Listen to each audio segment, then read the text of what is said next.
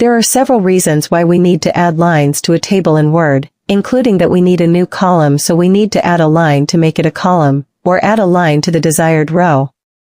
As for how to add lines to a Word table, the method is very easy.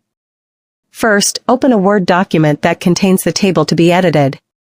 Then click on the table so that the Table Tools menu appears.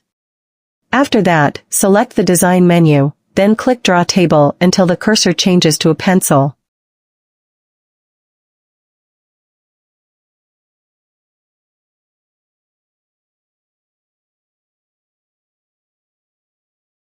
Then click on the part of the table where the line will be added, click on the mouse and hold, then drag and then release.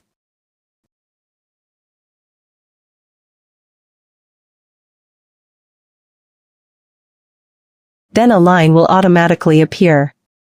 If you want to change the shape or thickness of the line you want to make, you can adjust it next to Draw Table. If you want to return the cursor to its original shape, you just click Draw Table again. How easy, right? Hopefully this tutorial can be useful for all of you. See you in the next video.